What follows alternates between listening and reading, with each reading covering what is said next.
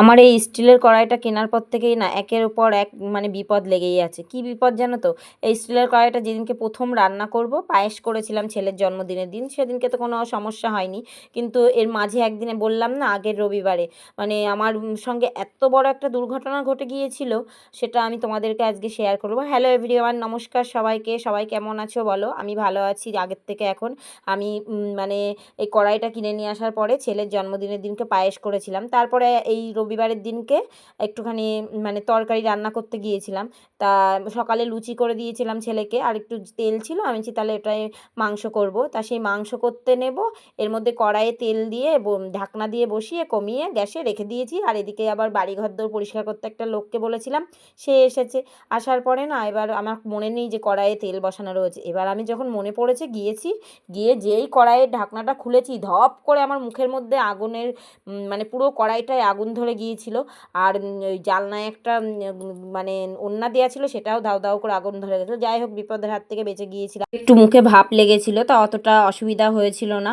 আর ওড়নাটা পুরোই মানে পুড়ে গিয়েছিল। যাই হোক, দেখো তোমাদের সঙ্গে কথা বলতে বলতে আমার না গ্যাস ছিল না। পরশুদিনকে গ্যাস ফুরিয়ে গেছে, রাত্রিবেলা ভাত বসিয়েছি আর গ্যাস ফুরিয়ে গেছে।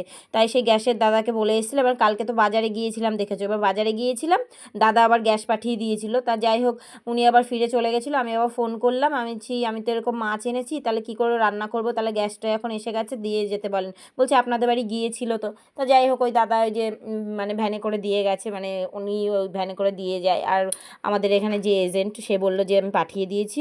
তা দেখো আজকে আমি কি রান্না করছিলাম। আজকেও একটা বিপদ হয়ে গেছে জানো তো। আজকে উচ্ছে ভাজা করতে করতে না উচ্ছে ভাজা পুরো একদম পোড়া লেগে গেছে। সেটাই তোমাদের সঙ্গে বলছি যে কড়াইটা আমার কেনার পর থেকেই আমার একটার পর একটা বিপদ লেগেই আছে।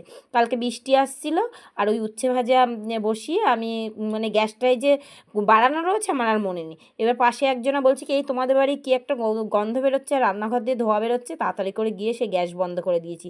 আর আমি তারপরে রান্না করলাম, ওই যে মাছের ঝোল করেছিলাম আলু দিয়ে, টমেটোর চাটনি করেছিলাম। আমি না একটু মাছের ঝোল করলে টমেটোর চাটনি দিয়ে মানে লাস্টে খেতে আমি খুব ভালোবাসি। আর একটু মাছের মধ্যে না কাতলা মাছ নিয়ে এসেছিলাম, তো তাই একটুখানি পেঁয়াজ দিয়ে দিয়েছিলাম। কেননা কাতলা মাছে না কেমন একটা গন্ধ বেরোয়, কাতলা মাছটা আমি অতটা ভালোবাসি, আর রুই মাছটাই ভালোবাসি। যাই হোক, একটুখানি পেঁয়াজ দিয়েছি, টমেটো দিয়েছি তেলের মধ্যে, আর কালো এই জিরে ফোড়ন দিয়ে দিয়েছি। তারপরে মশলাটা দিয়ে নিয়েছিলাম। আর দেখলেই তো ইন্ডাকশান ওভেনে আমি আলুগুলো ভেজে নিয়েছি, মাছগুলো অর্ধেকটা ভাজা হয়ে গেছিলো, আর তখন গ্যাস দিতে এসেছিলো দাদা। আর কালকে তো বলেছিলামই যে আমার শরীরটা খুবই খারাপ।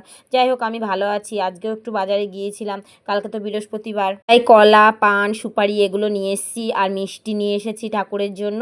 আর জগন্নাথের জন্য না গজা আর খাজা নিয়ে এসে রেখে দিয়েছি, কেননা এখন তো জগন্নাথ পেতেছি, ওই জন্য তো আমাকে জগন্নাথকে তো আর না খাইয়ে রাখতে পারবো না। আর এই দেখো আমার ওইদিকে মশলা কষানোও হয়ে গেছে। আর ওই যে ভাতটা দেখলে না, আমি সকাল থেকে খেয়েছিলাম না, 12:30 বাজে, তখন একটা মাছ ভেজে নিয়েছিলাম, তাই দিয়ে কাঁচা লঙ্কা পেঁয়াজ দিয়ে খেয়ে নিয়েছিলাম। আর এদিকে মশলাটা কষিয়ে জল দিয়ে ঢাকনা দিয়ে আমি ভাত খেতে গিয়েছিলাম, কেননা ওইদিকে ফুটতে ফুটতে আমি ওইদিকে আবার ভাত খাওয়া হয়ে যাবে, তারপরে আমি সেই মানে ভাত খেয়ে এসে নিয়ে তারপরে আমি মাছটা দিয়ে দিতে পারবো। ওই জন্য আমি বললাম না, খেয়ে নিয়ে দেখো আমি কি কি নিয়েছি, দেখো। আর একটু কষা আলু নিয়ে নিয়েছিলাম, আমার কষা আলু এত ভালো লাগে না, মশলা দিয়ে কষানো আলু, আর কারা ভালোবাসো একটুখানি বলো। আর লঙ্কা, কাঁচা লঙ্কা আমি ঝাল না হলে খেতে পারি না, ওই জন্য কাঁচা লঙ্কাটাও নিয়ে নিয়েছিলাম। মশলার লঙ্কাও নিয়েছিলাম, আর কাঁচা লঙ্কা আর পেঁয়াজ নিয়ে নিয়েছিলাম। কারা কারা ভালোবাসে এরকম মাছ ভাজা দিয়ে ভাত খেতে? আমার তো খুবই ভালো লাগে, আমার ছেলে মেয়েও খুব ভালোবাসে, ওদের জন্য মাঝে মধ্যে আমি রেখে দিই মাছ ভাজা। আর আমি না খাচ্ছিলাম, হয়তো অনেকে বলবে কি যে খাওয়ার ভিডিও দিচ্ছে, এখন না লং ভিডিও একটু দেওয়ার দরকার আমার, কারণ অনেক দিন আমি লং ভিডিও দিতে পারিনি, ভয়েস ভিডিও। এই জন্য ফেসবুক বলেছিল যে তুমি সুস্থ হয়ে গেলে তারপরে তুমি ভিডিওগুলো দেবে, তাই ওই জন্য আমি যে ভিডিওগুলো দিচ্ছি। আর মাছটার পেটে না ডিম হয়ে গেছিলো, কাতলা মাছ হলে হবে কি, আর এখন না শ্রাবণ মাস না, মাছের পেটেই না ডিম থাকবে জানো তো। আর মাছ এখন আনতে গিয়ে আজকেও মাছ নিয়ে এসেছি, আজকে রুই মাছ নিয়ে এসেছি, নিয়ে এসে একজনের ফ্রিজে রেখে দিলাম, কেননা মানে কালকে আর যেতে পারবো না, বৃহস্পতিবার। আর শরীরটা তো এখন বেশি একটা মানে ভালো নেই। আর ওই যে গ্যাসের কেওয়াইসি করতে হবে বলে ওই জন্য গিয়েছিলাম, খাচ্ছিলাম, খেতে খেতে আবার মনে পড়লো যে ওদিকে তো আবার ঝোল মনে হয় ফুটে গেছে, ওই জন্য হাত মুখ ধুয়ে তারপরে আবার মাছটা দিয়ে ঢেকে দিয়ে রেখে আসলাম। আমি বলছি না, আমি এবার তাহলে খেয়ে নিই। যাই হোক, আমার খাওয়া হয়ে গেছে, এবার খেয়ে নিয়ে না আমার পাতে যদি লবণ থাকে না, আমি একটু একটুখানি মানে থালার মধ্যে জল দিয়ে ওই জলটা খেয়ে নিই, লবণটাও খেয়ে নিই, কেননা আমার তো প্রেশার লো থাকলে না একটুখানি নুন চিনির জল খেলে প্রেশারটা বেড়ে যায়। আর তারপরে খাওয়া দাওয়া করে আমি জলটা খেয়ে নিলাম, জল খেয়ে নিয়ে হাত মুখ ধুয়ে তারপরে গিয়ে দেখলাম না আমার মাছের ঝোল রান্না কমপ্লিট। আর দেখলাম যে হ্যাঁ আলুগুলোও সেদ্ধ হয়ে গেছে। তারপরে কিছুটা আলু না গামলার মধ্যে তুলে নিয়েছিলাম, গামলার মধ্যে তুলে নিয়ে একটুখানি মানে ঘেঁটে দিয়ে তারপরে ওর মধ্যে দিয়েছি, কেন বেশি একটা ঝোল হলে ভালো লাগে না কাতলা মাছের। আর আমার ছেলে তো বাড়ি নেই, মেয়ে আর আমি দুজনাই খাবো। আর মাছও কালকে অনেকটাই দিয়ে দিয়েছিল, সব মাছটাই রান্না করেছিলাম। আর জানো তার একটা কি হয়েছে, সেই মাছের মাথা রেখে দিয়েছিলাম না, যে রেখে দিয়েছিলাম আজকে বাঁধাকপি দিয়ে খাবো। এবার সেই মাছের মাথাটা না টিফিন কোটোর মধ্যে রেখে দিয়েছিলাম, ওই যে হাঁড়িটা দেখছো হাঁড়িটার পাশে টিফিন কোটোর মধ্যে, বড় টিফিন কোটোর মধ্যে ঢাকনা দিয়ে ঢেকে রেখে দিয়েছি। আর ইঁদুর তখন 12টা বাজে, তখন এসে টিফিন কোটোটা ফেলে দিয়েছে। আর আমি রান্নাঘরের দরজা খুলতে খুলতে এর মধ্যে ইঁদুরে সেই মাছের মাথা নিয়ে চলে গেছে চৌকির তলায়। এখন উঁকি মেরে দেখি কি চৌকির তলায়, মানে ওখান দিয়ে তেল যে মানে দেখেছি তেল যাচ্ছে, হ্যাঁ। আর সেই ইঁদুরে নিয়ে গেছে, আর তো মাছের মাথা খাওয়া হলো না। আর এই দেখো উচ্ছে আলু ভাজছিলাম, ভাজতে ভাজতে না এদিকে বৃষ্টি নেমেছিল, আর সেই জামা কাপড় তুলতে গেছি, আর আমি যে এদিকে বাড়িয়ে রেখে গেছি গ্যাস আমার আর মনে নেই, আমি মনে করছি কমানো আছে।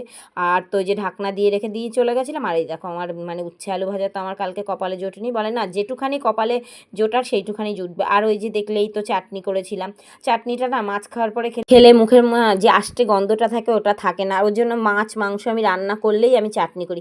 আর রোজ যদি পারি আমি চাটনিটা একটু বেশি ভালোবাসি খেতে, ওই জন্য চাটনিটা করি। আর দেখো আমাদের সঙ্গে গল্প করতে করতে আমার দেখো 4:30 বেজে গিয়েছিল, ওই সময় ভাত খাচ্ছিলাম। আর বর আবার ফোন করে বলছে এত বেলা করে খাচ্ছ, আমি খেয়েছি 12:30টার সময়। বলছে এরকম খাবে আবার গ্যাস হয়ে যাবে, আমার আবার একটু গ্যাসের প্রবলেম আছে। যাই হোক, আমার কড়াইটা কেনার পর থেকে একটার পরে বাধা বিপত্তি লেগেই আছে। আর কড়াইটা যখন কিনেছিলাম বড় বললো এত ভারী কড়াই কিনলে তোমাদের কড়াইয়ের ভিডিওটা তো দিইনি, একদিন দেবো কড়াইয়ের ভিডিওটা। আর ওই স্টিলের কড়াইটা না 750 টাকা দাম নিয়েছিল। যাই হোক দেখো আমার খাওয়া কমপ্লিট হয়ে গেছে, খেয়ে দিয়ে আবার জল নিতে গিয়েছিলাম, কেননা বিকেলে জল এসেছিলো।